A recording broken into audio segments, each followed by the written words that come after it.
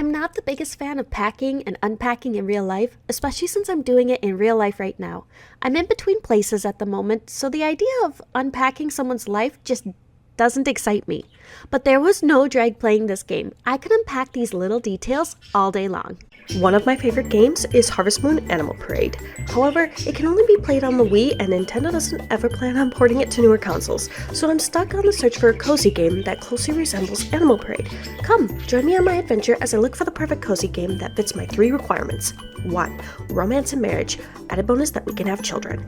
2. We can get the NPCs to hook up with one another. And 3. We all have children together and they all grow up together. Unpacking is an indie game developed by Witchbeam and published by Baylor Games in late 2021.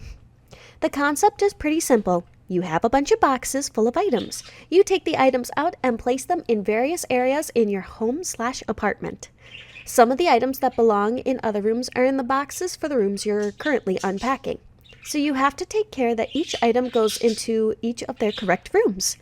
The game does a great job giving you a hint if you've placed an object in a spot it absolutely should not have gone.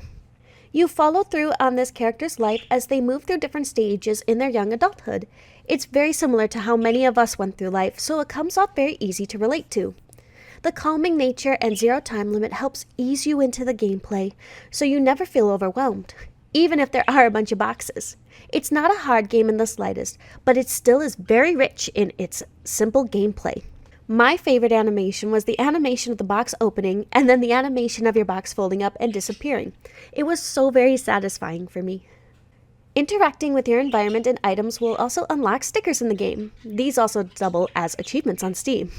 There are some that get pretty humorous, such as messing with the pose guy to make him dab, and something to do with a toaster. No spoilers. Many of the different places you live are pretty interesting. Not the best for storage space, that's for sure, but luckily your character isn't too bad of a hoarder. I love the roommate place where all your roommates' hobbies are lumped together in the main areas, such as your one roommate being into cosplay. It reminded me of when I lived with my 2 best friends. We were all artists and crafters, so our living room and dining room weren't traditional spaces. They were instead cluttered to the walls with art supplies, yarn, and a lot of notebooks. I sure felt a connection to this character in the game with all their art supplies that followed them around. Of course, with the implication of my favorite places, that means there were some dwellings I hated decorating. There was only one that was rather annoying to unpack in, but I'll get to that in a minute. The achievements for the game aren't difficult at all to get. It took me 3 hours in total of playing this game to complete everything, then go back and unlock all the achievements. It's quite zen that way. But before you think, wait, only 3 hours? So this is going to be a quick one and done type deal, I would argue that there's some replayability to this game, if only for the pure zen of it all. Plus, you can get creative and maybe decorate it differently the next time you play. Maybe color coordinate some of your clothes? I've seen people out on Steam with almost 100 hours in this game, so the escapism factor is there. And I get it. It's nice to get lost in this game. So without further ado, let's get into spoilers about the story. If you want to go into this game without any spoilers, I suggest you play it for yourself. Its normal price is usually around $20 on Steam, but it does often go on sale if you want it lower. Still, I think this game is well worth the $20. You can also get it bundled at a discount with another game, like Paralives. Alright, now on to the story. You are a young 90s kid who goes off to college, takes some of your childhood toys with you. It's very sweet to follow your precious objects around. Some of my favorites were the cookie jar, the red bus, and all the chicks with their mother hen. I enjoyed watching the computer get updated as you moved as well. Once you finish college, you move in with some roommates. There's video games, D&D, you display all your figurines, and you may have to share a bathroom and kitchen, but you still get your own bedroom where you can set up your art space. I love the little details and the posters on the wall. I would zoom into the pictures to see where our character traveled. But then the worst apartment came. You moved out of your roommates and into your boyfriend's apartment. This guy made no room for you, and it was probably the hardest area for me to tackle, not just in the game, but in real life too, as it reminded me too much of personal events. Kudos to this game for making me feel such anger. I especially was frustrated when trying to find a spot to hang my diploma. I tried all the different spots on the wall until I found an area above the toilet, and that seemed to be perfect. Yeah, I mean, it sucked, but it worked.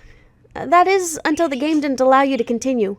The red glow pulsed around it, meaning it needed to go elsewhere. I once again tried several different spots all around the apartment until I put it under the bed, the place it was meant to go. Then the next house was back at our parents' house. Oof, this game came to me at such a strange time in my life. But here we are back at our parents' house, this time with a pin through our now ex-boyfriend's face. Good thing we can shove that photo in the storage and never look at it again. We later find a quaint apartment to get back up on our feet and try again. But this time something different is happening. New medications and a cane appears. But the athletic gear starts to fade away, giving us subtle hints that a chronic condition has now afflicted us. Good thing good things are here. We get a girlfriend. She moves in with a lot of new kitchen stuff to boot. And good news, we have room for her stuff. We even unpack her stuff. Gosh, the storytelling is so in-depth in this game. It ends with us in a house and we unpack my favorite room, the baby room. Oh, I just loved it so much. It makes me miss my daughter's baby room. One day I hope to have a baby again, but this gave me joy of it in the meantime. Such a lovely way of telling a story. I didn't even touch on our character's success with the children's book. You get subtle clues of that with the art, the pictures you put on the wall, and the crazy amount of copies you get of the book. But the big questions. Does this game fit my 3 requirements? Is there romance? Yes, twice. Once failed, but the second one absolutely succeeded. It's a happy ending. Can you have kids? Well, given that you decorate a baby room and the end photo includes you, your partner, and the baby, I would say yes. Can you hook up the NPCs? Not really, no. Given that there aren't any NPCs in this game, I wouldn't think so. Unless you're pairing things with that cute purple coffee mug in every level. The one with the white flower that eventually gets a chip in it, turns into a toothbrush holder later on. That one was so cute. And last, can the NPCs have kids and grow up with yours? No. So, while it only hits one of my requirements, I wouldn't knock this game at all. This was absolutely lovely. I would highly recommend playing it. Who knows, maybe you'll get emotional too.